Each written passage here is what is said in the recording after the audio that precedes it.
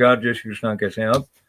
और जैसे जैसे हम श्रीमद् भगवद गीता के इस संदर्भ से साथ जुड़ी हुई हमारी इस ज्ञान यात्रा के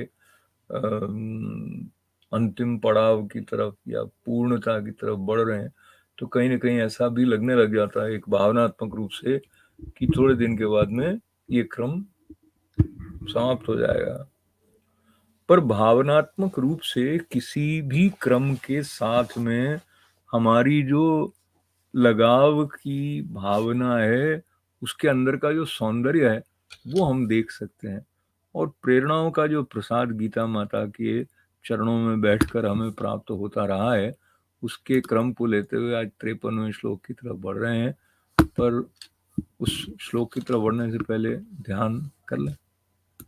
पार्थाय प्रतिबोधितां भगवता नारायणेन स्वयं व्यासेन ग्रथितां पुराणमुनिना मध्ये महाभारतम् अद्वैतामृतवर्षिणीं भगवतीम् अष्टादशाध्यायिनीम् अम्ब त्वामनुसन्दधामि भगवत् गीते भवद्वेषिणी। गीता माता के 18वें अध्याय के 53वें श्लोक में, जो कि 52 से उसी संदर्भ को लेकर आगे बढ़ते हुए बता रहे हैं भगवान, अहंकारम बलम दर्पम कामम क्रोधम परिग्रहम विमुच्य निर्ममः शांतो ब्रह्म भूयाय कल्पते। तो अर्जुन जी को ये बता रहे हैं भगवान कि अहंकार, बल, घमंड, काम, क्रोध और परिग्रह का त्याग करके निरंतर ध्यान योग के परायण रहने वाला, ममता रहित और शांति युक्त पुरुष सच्चिदानंद घन ब्रह्म में अभिन्न भाव से स्थित होने का पात्र हो जाता है। सच्चिदानंद घन ब्रह्म में अभिन्न भाव से स्थित होने का पात्र बनने के लिए हम बोलचाल की भाषा में कहें तो जो पापड़ बेलने पड़ेंगे, पड़ते हैं, पड़ने अपेक्षित हैं, उनको एक बार पुनः इस तरह जिस सरलता से एक ही श्लोक में इतना गहन ज्ञान भगवान ने संजो दिया है। क्या कहा? अहंकारम बलम दर्पम कामम क्रोधम परिग्रहम विमुच्य निर्ममः शांतो ब्रह्म भूयाय कल्पते। इन सबसे जो मुक्त है, तो अहंकार से मुक्त हुए बिना ब्रह्म भाव जो है अभिन्न रूप से उसमें स्थित होने की पात्रता नहीं रहती है, क्योंकि अहंकार सीमाओं के जो सीमा रेखा रहती है व्यक्तित्व की, उसको और दृढ़ करता रहता है, उसको पक्का करता रहता है। इसने मुझे ऐसा कह दिया, इसने मेरा ऐसा कह दिया, कर दिया, मैं इसका ये कर दूंगा। ये तो सहज भाव है। और ये जो सहज भाव है इसमें एक असहजता यूं है क्योंकि अपने को सीमित जानकर मैं का प्रयोग किया जा रहा है। जो मूल परिचय है मानव होने का, जो गौरव है, उसकी अनदेखी की जा रही है। पर हमें ये सहज इसलिए लग जाता है क्योंकि ये हमारे अभ्यास में आ गया है। तो हमारे अभ्यास की त्रुटि को दूर करने के लिए श्रीमद् भगवद गीता हमें ये भी कहती है कि अहंकार ही नहीं, जो बल है, जो घमंड है, जो काम है, जो कामनाओं के प्रति आसक्ति है, उसके साथ साथ जब कामना की पूर्ति नहीं होती है तो क्रोध आ जाता है मनुष्य को। तो जो क्रोध है वो भी ब्रह्म भाव के और हमारे बीच में एक बहुत बड़ी दीवार बन जाता है। और जहाँ दीवार है वहाँ एकत्व कैसे होगा? और ये जो दीवार है वो ब्रह्म की तरफ से नहीं है, ब्रह्म हमारा निराकरण नहीं कर रहा है, हम स्वयं ब्रह्म का निराकरण कर रहे हैं, चाहे अनजाने में ही कर रहे हो, मगर हम कर देते हैं। अपने अहंकार के कारण भी, दर्प के कारण भी, काम के कारण भी, बल का प्रयोग करने के साथ साथ घमंड के कारण भी।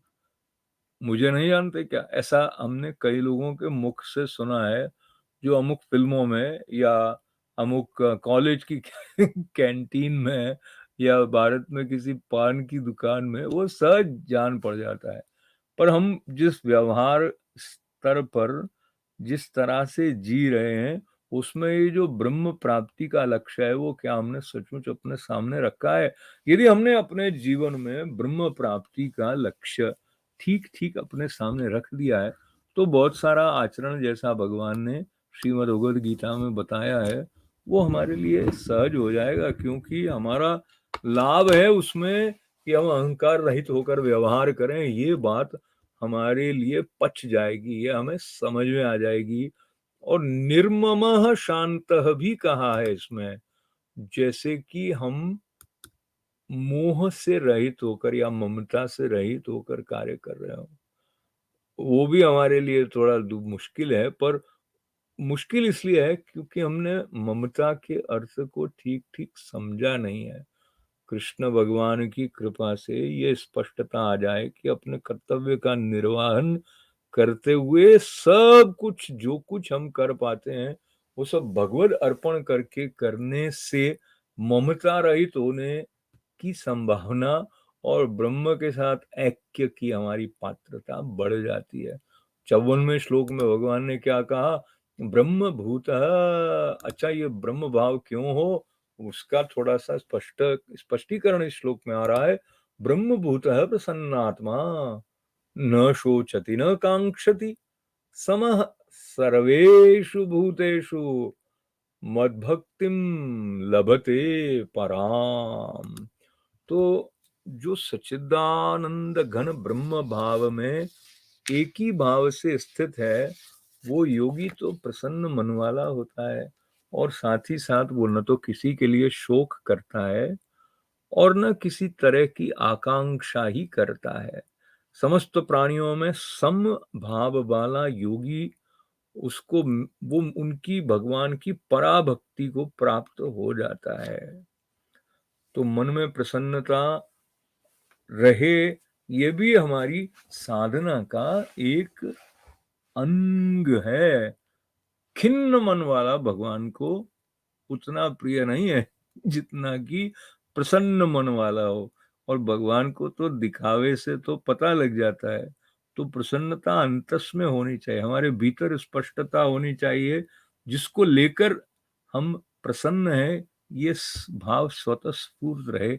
जैसे अखंड दीप होता है कहीं अनुष्ठान के समय, 24 घंटे या कई स्थानों पर नित्य दीप प्रज्वलित रहता है, उसी प्रकार से ये जो प्रसन्नता का दीप है, वो ज्ञान के द्वारा, गुरु वचनों के द्वारा, श्रीमद् भगवद गीता द्वारा जो आश्रय प्रदान किया जा रहा है, उसके द्वारा हमारे भीतर जब जागृत रहेगा, तो ऐसी स्थिति रहेगी, मन तो प्रसन्न रहेगा ही रहेगा, और वो किसी के लिए शोक भी नहीं करेगा, और उसके मन में ऐसी प्रबल बांधने वाली लालसा नहीं होगी कि मुझे ऐसा ही चाहिए।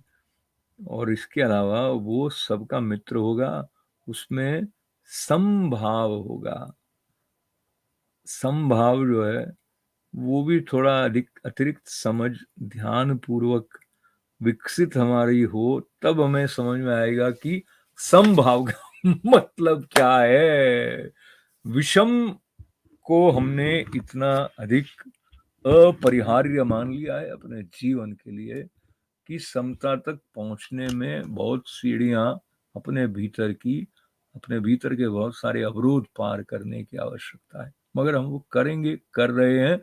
और इसके लिए आपको बधाई देते हुए, सबके मंगल सबके कल्याण की प्रार्थना करने के साथ साथ, ओम पूर्णमदः पूर्णमिदं पूर्णात् पूर्णमुदच्यते पूर्णस्य पूर्णमादाय पूर्णमेवावशिष्यते।